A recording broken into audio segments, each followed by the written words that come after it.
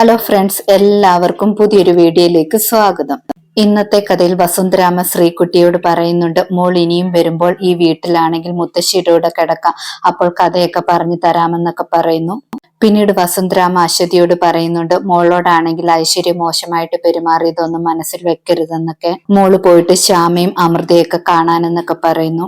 അശ്വതി ശ്യാമയുടെ അമൃതയുടെ അടുത്തേക്ക് വരുമ്പോൾ ശ്യാമയും അമൃതയും കൂടെ അശ്വതിയെ റൂമിൽ ഒളിപ്പിക്കുകയാണ്. അതേസമയം ഐശ്വര്യ ആണെങ്കിൽ അരുണിന്റെ റൂമിൽ പോയിട്ട് അശ്വതി വന്ന കാര്യം പറയുന്നു. ആ പെൺകുട്ടിയാണെങ്കിൽ നേരത്തെ അമ്മയ്ക്ക് ബ്ലഡ് ഒക്കെ കൊടുത്തിട്ടുണ്ട്, ആ പെൺകുട്ടി കൊച്ചിനെയും കൂട്ടിയിട്ടാണ് വന്നിരിക്കുന്നത് എന്നൊക്കെ പറയാണ്. അശ്വതിയെ കാണാൻ വരാനെന്ന് അരുണിനോട് പറയുന്നു. അതിനുശേഷം ഐശ്വര്യ ആണെങ്കിൽ അശ്വതിയെ തേടി താഴേക്ക് വരുന്നു. ഐശ്വര്യ ആണെങ്കിൽ അമൃതയോടും ശ്യാമയോടും ചോദിക്കുന്നുണ്ട്, അശ്വതി എവിടെയെന്ന്. അപ്പോൾ അമൃതയും ശ്യാമയും പറയാണ്, ഏത് അശ്വതിയാണ്, ഞങ്ങൾ ആരെയും കണ്ടിട്ടില്ലല്ലോ എന്നൊക്കെ.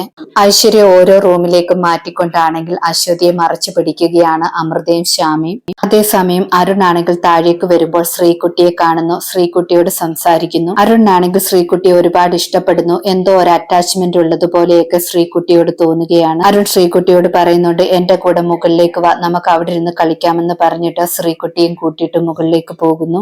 അരുൺ ആണെങ്കിൽ ശ്രീകുട്ടിയെ കൂട്ടിയിട്ട് പോകുന്നത് അശ്വതി കാണുന്നുണ്ട്. അശ്വതിക്കാണെങ്കിൽ അത് കാണുമ്പോൾ ഒരുപാട് സങ്കടമാകുന്നു. ഐശ്വര്യയുടെ കണ്ണ് വെട്ടിച്ച് അമൃതയും ശ്യാമയും ആണെങ്കിൽ അശ്വതിയെ വീടിന് വെളിയിലാക്കുന്നുണ്ട്. അതിനുശേഷം ശ്രീകുട്ടിയെ കൊണ്ടുവരാമെന്നൊക്കെ പറയുന്നു. ഐശ്വര്യാണെങ്കിൽ അശ്വതിയെ എങ്ങും തേടിയിട്ടും കാണാത്തത് കൊണ്ട് റൂമിലേക്ക് ചെല്ലുന്നു. അവിടെ അരുണിന്റെ കൂടെ ശ്രീകുട്ടി കളിക്കുകയായിരുന്നു. ശ്രീകുട്ടിയോട് ഐശ്വര്യ ദേഷ്യപ്പെടുന്നു, നിന്റെ അമ്മ എവിടെയെന്നൊക്കെ ചോദിക്കുകയാണ്.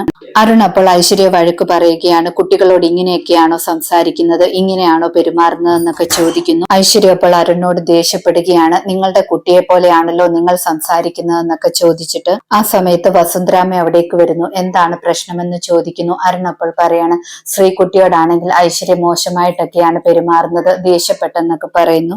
വസുന്ധരാമ അപ്പോൾ ഐശ്വര്യയോട് പറയാണ്, കുട്ടികളോട് അങ്ങനെയൊന്നും സംസാരിക്കരുത്, സ്നേഹത്തോടെയാണ് സംസാരിക്കേണ്ടതെന്നൊക്കെ. ഐശ്വര്യ ആണെങ്കിൽ വസുന്ധരാമയോട് പറയാണ്, ഈ വീട്ടിൽ എന്തൊക്കെയോ സംഭവിക്കുന്നുണ്ട്, എന്തൊക്കെയോ മറയ്ക്കുന്നുണ്ടെന്നൊക്കെ. ആ സമയത്ത് ശ്രീകുട്ടി താഴേക്ക് ഇറങ്ങുന്നു. അമൃതയാണെങ്കിൽ ശ്രീകുട്ടിയും കൂട്ടിയിട്ട് വെളിയിലേക്ക് പോകുന്നു. ശ്രീകുട്ടിയെ അശ്വതിയുടെ അടുത്ത് എത്തിക്കുന്നു. അശ്വതിയും ശ്രീകുട്ടിയും അങ്ങനെ വീടിന് വെളിയിൽ പോവുകയാണ്. ശ്യാമയും അമൃത ആഗ്രഹിച്ചതുപോലെ അശ്വതിയാണെങ്കിൽ അരുൺ കാണാതെ രക്ഷപ്പെടുത്തി. പിന്നീട് ഐശ്വര്യ ആണെങ്കിൽ വസുന്ധരാമയുടെ അടുത്ത് വന്നിട്ട് പറയാണ്, അശ്വതിയും ആ കുട്ടിയും കാണുന്നില്ല, അവരാണെങ്കിൽ ഇവിടെ നിന്ന് പോയെന്നാണ് തോന്നുന്നതെന്ന്. അമൃതയും ശ്യാമയുമാണ് ഈ വീട്ടിൽ നിന്നും പറഞ്ഞു വിട്ടതെന്നൊക്കെ പറയുന്നു. ആ സമയത്ത് അമൃതയും ശ്യാമയും അവിടേക്ക് വരുന്നു. വസുന്ധരാമ അപ്പോൾ ചോദിക്കുകയാണ്, അശ്വതിയെ കണ്ടിരുന്നോ എന്ന്. രണ്ടുപേരും അപ്പോൾ പറയാണ്, ഞങ്ങൾ രണ്ടുപേരും അശ്വതിയെ കണ്ടില്ല എന്ന്.